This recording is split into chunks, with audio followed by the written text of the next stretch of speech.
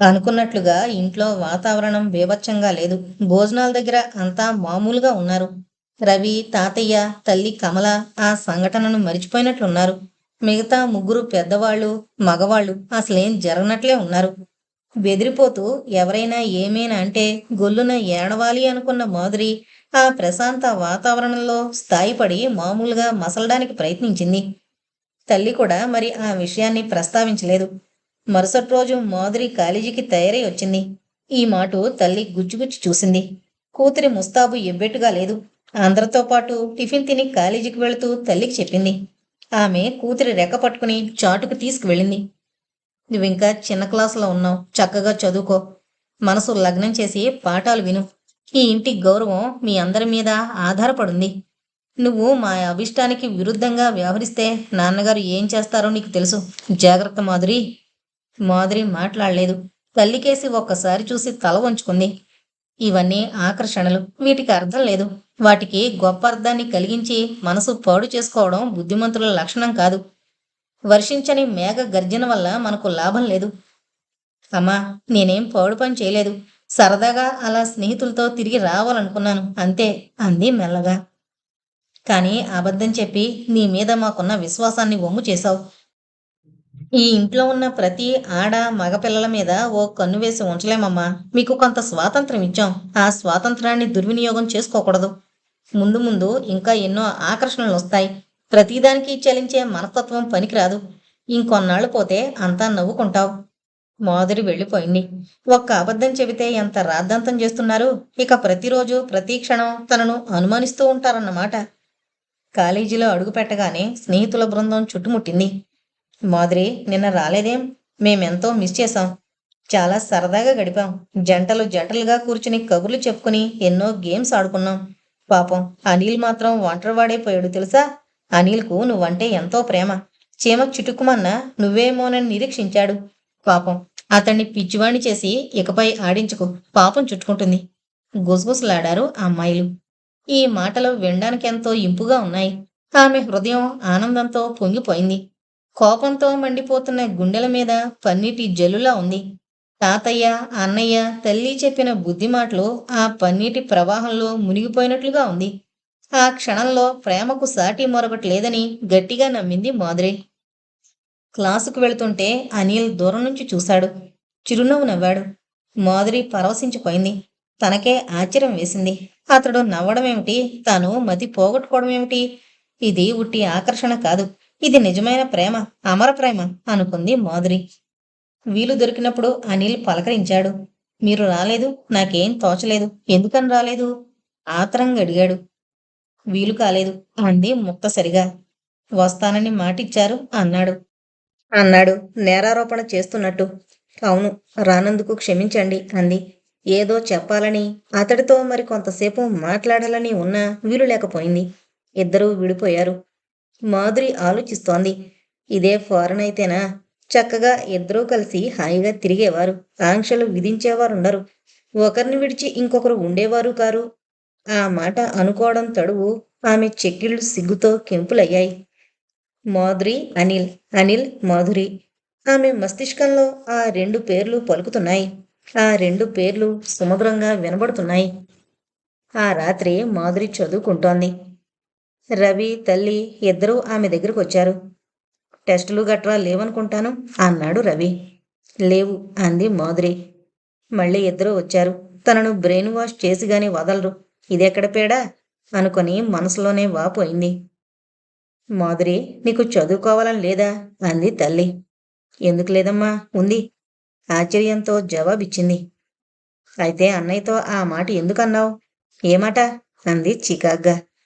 అదే, నాతో ఆఖరినన్నావు. అదే, తనువు మనసు ఒకే ఒకరికిచ్చి జీవించాలనుకుంటున్నాను. ఓ, తమాషా కన్నాను. కానీ నువ్వు తమాషా కనలేదని తెలిసింది. ఎలా తెలుసు అంది కాస్త కోపంగా. నీ క్లాస్మేట్ విద్య తల్లి, అమ్మ చిన్ననాటి స్నేహితులు. నీకు ఈ విషయం తెలీదు. ఎందుకంటే విద్య పేదపిల్ల. నువ్వు ప్రేమలేఖలు అందుకుంటున్నావని, రాస్తున్నావని తెలిసింది. మాధురి క్రోధం ఆకాశాన్నంటింది. తన తప్పు తెలిసిపోయిందన్న క్రోధంతో వేలు మరొకరి వైపు చూపించి తప్పించుకోవాలని చూసింది. నేను రాధిక ఎంతో స్నేహంగా ఉంటామని ఓర్వలేక కన్నుకుట్టి అలా అబద్ధం చెప్పింది. నేను అందరితో సరదాగా మాట్లాడి హుషారుగా తిరుగుతున్నానని అసూయతో నా గురించి అలా చెప్పింది. నాకు ఫస్ట్ మార్క్ వచ్చిందని నన్ను లెక్చరర్ మెచ్చుకున్నారని ఓర్వలేకపోయింది. మా క్లాస్మేట్స్ అందరికీ నేనంటే ఎంతో ఇది. నన్ను అవమానపరచాలని అలా చెప్పిందేమో. మీరు నన్ను కోప్పడి నన్ను నానా మాటలంటే విద్యకు తృప్తిగా ఉంటుంది. మీకు కూడా సంతోషమేగా అంది రోషంగా. అంతే. మాధురి చెంప చెళ్ళుమంది. ఈ హఠాత్తు పరిణామానికి మాధురి నిర్ఘాంతపోయింది. తల్లి తనను కొట్టింది. అమ్మ తనను కొట్టింది. అమ్మా అంటూ రెండు చేతుల్లో మొహం కప్పుకుని ఏడవడంతో రవి తల్లిని కాస్త యువతలగా లాగి తను ముందుకెళ్ళాడు. మధు, ఎన్ని నేరాలు చేస్తున్నావమ్మా? అబద్ధం చెప్పడమే కాకుండా ఒక అమాయకురాల మీద అభాండాలు మోపి విద్యను నేరస్తురాలుగా చూపుతున్నావు. అసలు నిన్ను అడిగింది ఒకటి, నువ్వు మాట దాటేసి చెప్పేది మరొకటి. విద్యలో కూడా గటికురాలు, ఎంతో తెలివైంది. నువ్వు ఫస్ట్ వచ్చావని ఓరవలేక ఇలా చెప్పిందా? నిన్ను అవమానించాలని ఇలా చేసిందా? ఇదిలా తయారైందేమిటి రవి అంది తల్లి బాధగా. ఎన్నాళ్లుగానో లంకణాలు చేసినట్లు వాడిపోయింది ఆమె ముఖం. నేను ప్రేమలేఖలు రాస్తున్నానా? అందుకుంటున్నానా? ఏది చూపించండి, ప్రూఫ్ ఏది అంది ఏడుస్తూ రోషంతో వెక్కి వెక్కి ఒక్కో మాట పలుకుతూ. అంటే విద్య నువ్వు రాసిన లేఖను తెచ్చి అమ్మకి ఇవ్వాలంటావు, లేదా నువ్వు రాసిన లేఖను మధ్యలో ఎలాగో సంపాదించి మాకు అందజేయాలంటావు. అప్పుడే అది నిజమని నమ్మొచ్చునంటావు. కరెక్ట్. కానీ ఇలాంటి విషయాలను ఒక ప్రాణ స్నేహితురాలు మరొక స్నేహితురాలికి చెప్పిందంటే వారిద్దరి మధ్య ఎంతో సన్నిహితత్వం ఉండుంటుంది. స్నేహితురాలి కూతురు చేయకూడని పనులు చేస్తుంటే ఊరక చూస్తూ కూర్చుంటే అది స్నేహం అనిపించదు.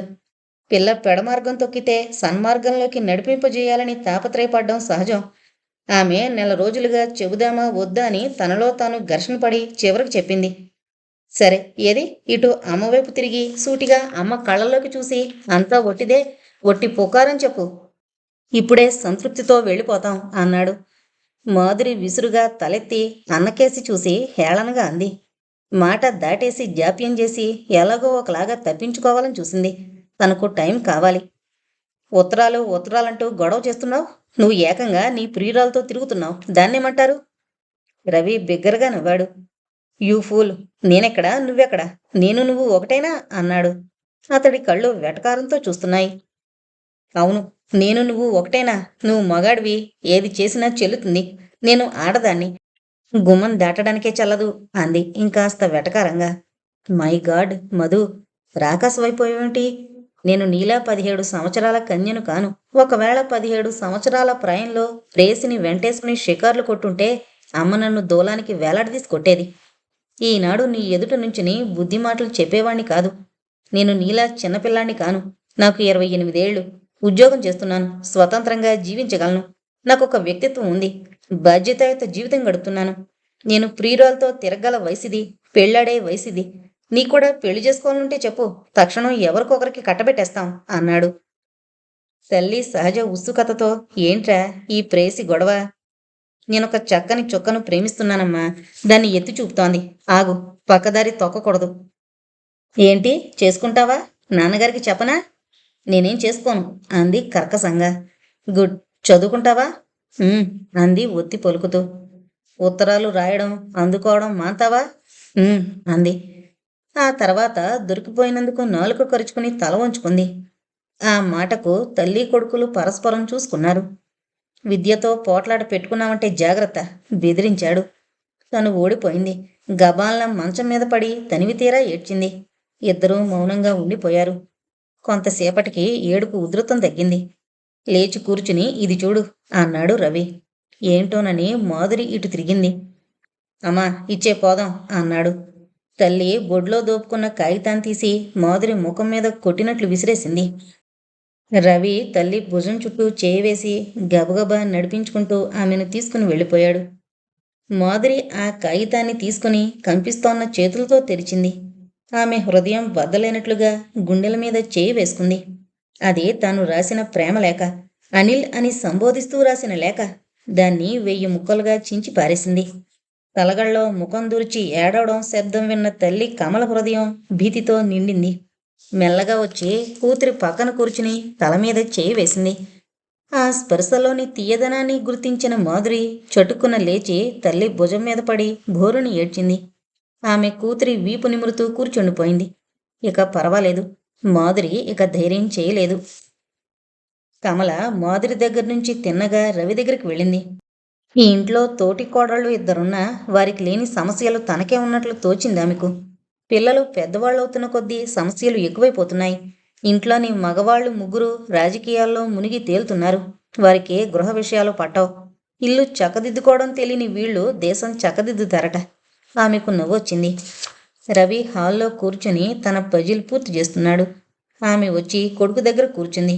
వెంటనే పజిల్ పక్కకు పెట్టి పెన్ను కేప పెట్టి సోఫాలో చేరబడన్నాడు. అమ్మా, నువ్వు మాధుడిని సముదాయించి ఇంకా రాలేదేమా అని చూస్తున్నాను.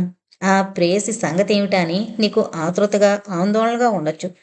కానీ నీలాంటి అమ్మకు అది ఆశ్చర్యకరంగా ఉండదు. ఎందుకంటే నువ్వు బాగా చదువుకున్న దానివి. ఒకనాడు ఉద్యోగం చేశావు.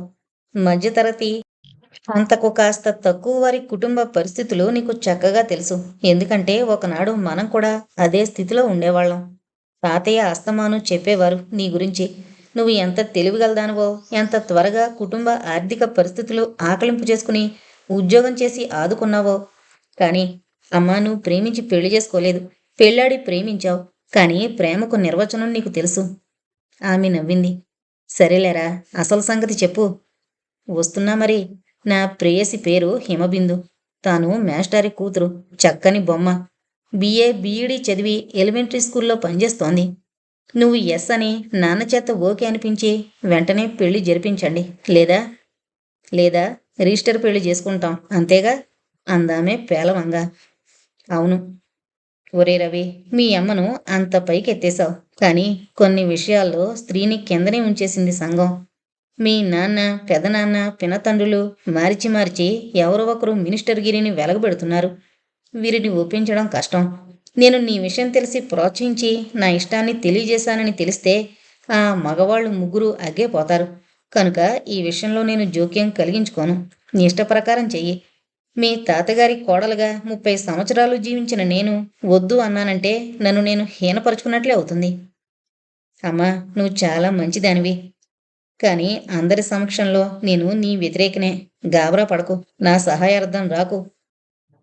జలయంత్రంలోంచి పడుతున్న నీరు పైనుంచి కింద పడుతూ ఆ చెలువరాతి మెట్ల మీద ముత్యాల జల్లుల్లా చింది పడుతూ ముచ్చటైన శబ్దం చేస్తున్నాయి. పిల్లలు పెద్దలు చుట్టూ చేరి ఆ సుందర దృశ్యాన్ని తిలకిస్తున్నారు. వలయాకారంలా వేయబడిన సిమెంటు బెంచీల మీద వృద్ధులు కూర్చునుండడం మామూలు. కొందరు లోకాభిరామాయణం ముచ్చటిస్తారు. కానీ కొందరు మౌనంగానే ఉండిపోతారు. అలా మౌనంగా కూర్చున్న వ్యక్తుల్లో సుందరయ్య ఒకరు. సన్నగా పొడవుగా ఉండి 70 ఏళ్లు మీద పడిన ముతక కద్దరు ధోవతి లాల్చీ వేసుకుని చేతికర్ర ఊపుకుంటూ వచ్చి పార్కులో ఓ గంటసేపు కూర్చుని వెళ్ళడం ఆయన అలవాటు. పార్కులో దీపాలు వెలిగిన తర్వాత కొంచెం సేపు కూర్చుని వెళ్ళిపోయే ఆయన ఆ వేళ 8 గంటలైనా కదల్లేదు. అతడి కళ్ళు ఎవరికోసమో ఆత్రంగా వెతుకుతున్నాయి. అతని కోరిక ఫలించినట్లు ఎవరో తాతయ్య అని పిలిచారు. సుందరయ్య సంభ్రమంగా తిరగడం, ఇద్దరు యవ్వనస్తులు అతడి ఎదుటికి రావడం ఒకేసారి జరిగింది. వారిద్దరిలో అమ్మాయి చేతులు జోడించి నమ్రతతో కాస్త ముందు కొంగింది. ఆమె నమస్కారాన్ని అందుకుని, అయితే ఇందుకేనన్నమాట నన్ను ఇక్కడ 8:30 వరకు ఆగమంది. మనవడి వైపు నవ్వుతూ చూసన్నాడు. అవును తాతయ్య, మీ కాబోయే మనవరాలు పేరు. ఇలా కూర్చోండి, వివరాలన్నీ చెప్పు. ఇంత రాత్రిని అమ్మాయిని తీసుకునొచ్చావు, పర్వాలేదా? పర్వాలేదు. అటు వాళ్ళకు అంతా తెలుసు. అయితే ఇటు వీళ్లకు తెలీదన్నమాట. తాతగారి మాటలకి ఇద్దరూ నవ్వేశారు. కొంతసేపు మౌనంగా గడిచిపోయింది. ఉన్నట్లుండి రవికుమార్ అడిగాడు. తాతయ్య, తను బిందు నీకు నచ్చిందా? ఆయన గలగలా నవ్వాడు. ఈ నీలం వెలుగులో ఏం కనిపిస్తుందిరా? తాతయ్య, నువ్వు మాట తప్పించేస్తున్నావు. అవును, మీరిద్దరూ ఒకరికొకరు బాగా తెలుసుకున్నారు.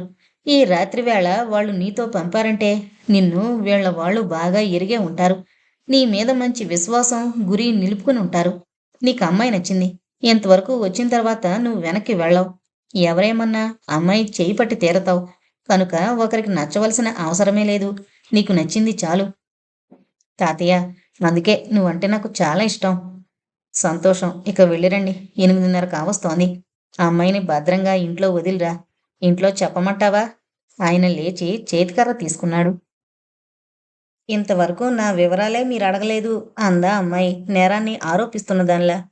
ఆయన ఆమె వైపు తిరిగాడు. ఎడమ చెయ్యి ఆమె తల మీద వేసి ఆప్యాయంగా ఊపాడు. చూడమ్మా బిందు, నా ముద్దుల మనవడు ప్రతిరోజు సాయంత్రం అందంగా ముస్తాబై వెళుతుంటే అనుమానం వేసింది. కుర్రాళ్లతో తిరగాలంటే అంత శ్రద్ధగా తయారు కానవసరం లేదు. ఒకరోజు జింగిరి బింగిరి జుత్తు మాయమైపోయింది. నీటుగా సైడు బర్న్స్తో ఉన్న క్రాఫ్ చూసిన రోజున ఇదంతా ఎవరికోసమో అనుకుని కాస్త డిటెక్టివ్ పనిచేశాను. తేలిందేంటంటే బిందు అనే అమ్మాయి వెంట పడుతున్నాడని, ఆ పిల్ల దాసు మేస్టారి పెద్ద కూతురని, ఇంకా ఒక చెల్లి ఒక తమ్ముడు ఉన్నారని, అతనిది మామూలు కుటుంబమని, దాసు మేస్టారు చాలా మంచివారని, బిందు ఎలిమెంటరీ స్కూల్లో టీచర్గా పనిచేస్తుందని తెలుసుకున్నాను. అయితే నువ్వు డిటెక్టివ్లను కోపంగా అంటున్న రవినాపి కుదరచలేదురా బాబు అంటూ అందుకుని నవ్వేశాడు. ఆ పని నేనే చేశాను. తీసేసిన తహసీల్దార్ లాంటి వాణ్ణి. ఇక పనేం లేదు, కాస్త కాలక్షేపం. నువ్వే నన్ను బిందు దగ్గరికి నడిపించావు. ఆ తర్వాత అంతా అతి సులభం అయిపోయింది. తాతవైపు ఆరాధనగా చూశాడు. అయితే అందర్నీ ఒప్పిస్తావుగా? ఆతృతతో అడిగాడు. ఒప్పించడానికి ప్రయత్నిస్తాను, కానీ వాళ్ళు అంగీకరించకపోవచ్చు. నన్ను తోలనాడుకో. రవి ఉత్సాహం చప్పగా చల్లారిపోయింది. అందుకే తాతయ్య నువ్విలా అయిపోయావు. ఒక్క సామ ఉపాయంలో పనులు సాధించాలని చూస్తావు.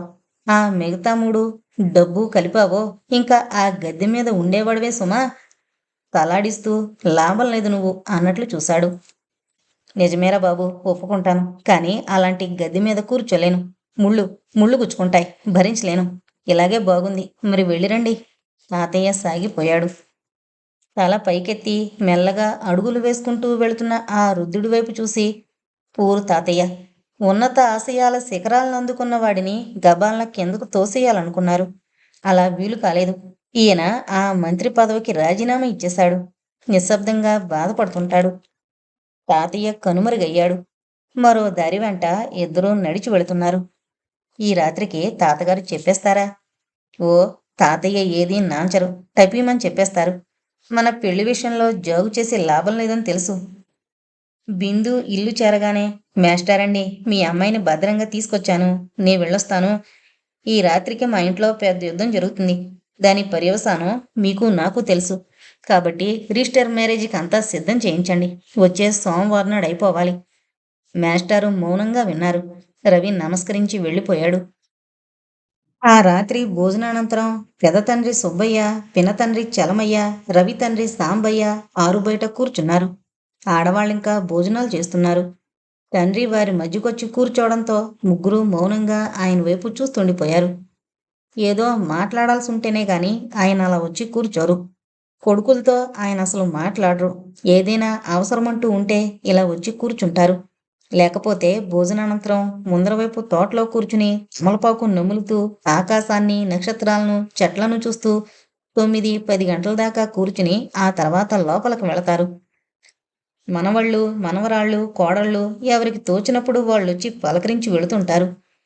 రవి మాత్రం ఇంట్లో ఉంటే తప్పక తాతయ్య దగ్గర ఓ గంటైనా గడుపుతాడు.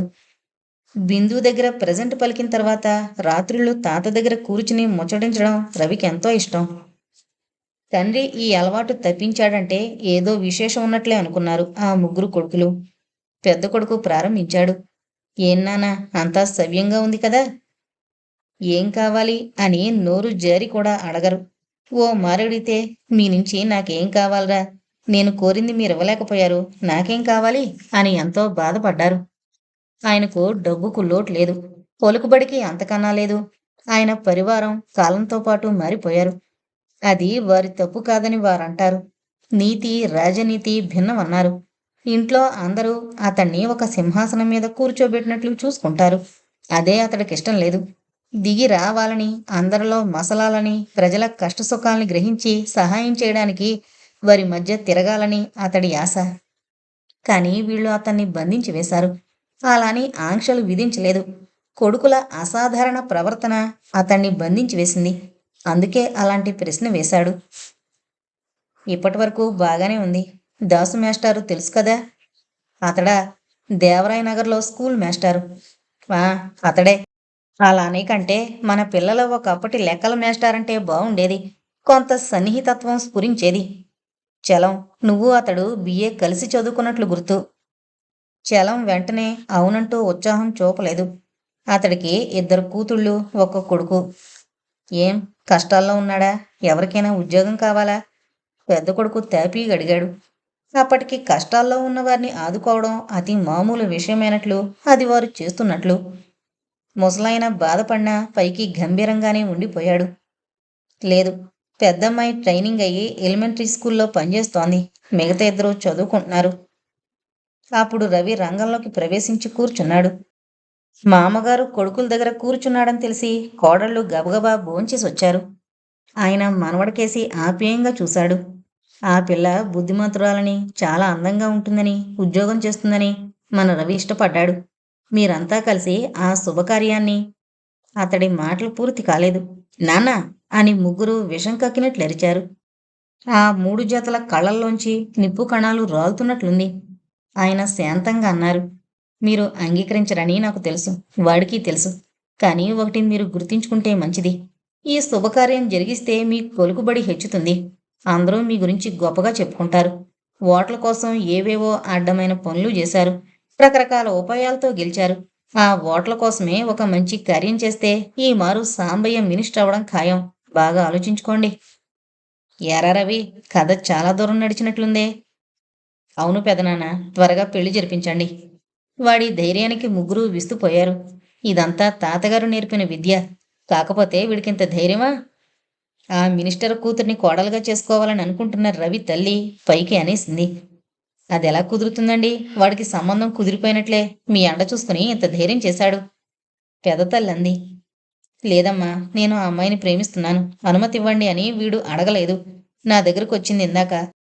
అంటే 2 గంటల క్రితం పార్కులో. ఇంట్లో సంభాషణ ప్రారంభించమని కోరాడు. పిల్ల నచ్చిందా అని అడిగాను. నచ్చిందన్నారు. చేయుతనివ్వడానికి సిద్ధపడ్డారు, అంతేగా? పెద్ద కోడలు వ్యంగ్యంగా అంది. లేదు, ఆ రెంటికి నేనిచ్చిన సమాధానం వేరు. మీ అందరికీ ఈ విషయం చెబుతానన్నాను. మీరు అంగీకరించకపోవచ్చు. పోవచ్చేంటి? అంగీకరించరని అన్నాను. దానికి వాడేమన్నాడు వినండి. అందుకే తాతయ్య నువ్విలా అయిపోయావు అన్నాడు. చూసారా, ఈ 28 సంవత్సరాలుగా నాలో పేరుకుపోయిన బలహీనతల్ని ఎత్తి చూపాడు. నేనేం కోల్పోయానో నాకు తెలుసు.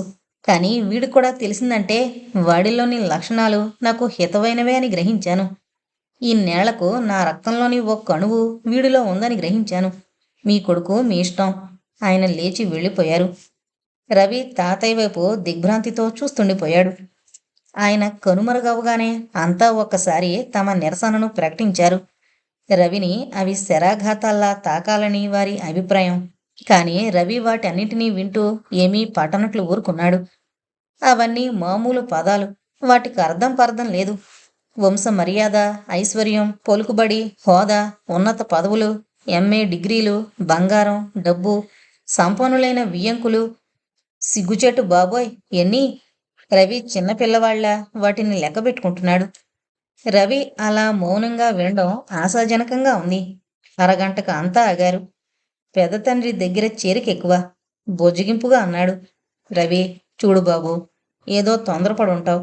రేపే వెళ్ళి మన వాళ్ళ పిల్లని చూసిరా, అంతే. ఆ పిల్ల కోతి కొండముచ్చు కాదు, చాలా చక్కటి పిల్ల అని మీ అమ్మంటోంది. మౌనవ్రత భంగం చేసినట్టు అన్నాడు. బిందు చాలా చక్కగా ఉంటుంది. మాస్టారు చాలా మంచివారు. మీరు ఒప్పుకోరని నాకు తెలుసు. సోమవారం రిజిస్టర్ మ్యారేజీ చేసుకుంటున్నాం. ఇది మాస్టర్ గారికి కూడా ఇష్టం లేదు. కానీ మా ఇద్దరికి సంబంధించిన విషయం ఇది. బిందు మైనరేం కాదు. అయితే నీ మనసు మార్చుకోవన్నమాట.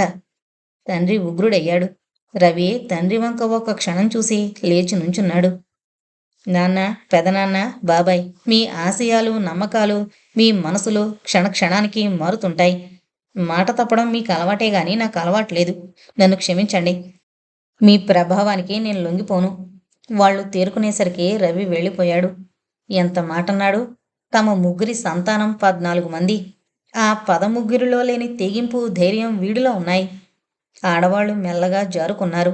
భర్త, బావ, మరిది వాళ్ళెదుట చిన్నతనంగా ఫీల్ అవడం బావుండదని రవి తల్లి సైగ చేసి లేచి వెళ్ళిపోయింది. ముగ్గురు ఆలోచిస్తూ విడిపోయారు. ఆడవాళ్లు ముగ్గురు విడిపోయి తమ తమ గదులు చేరుకున్నారు.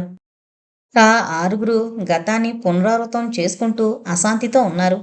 కానీ ప్రతి ఒక్కరూ రవి ఈ విధంగా తయారవడానికి కారణం తండ్రే అని దృఢంగా నమ్మారు. ముగ్గురు పెద్దలు ఏకమై ఈ పెళ్లి కానివ్వకుండా చెయ్యాలి. వారు చేతకాని చెమటలు కారు.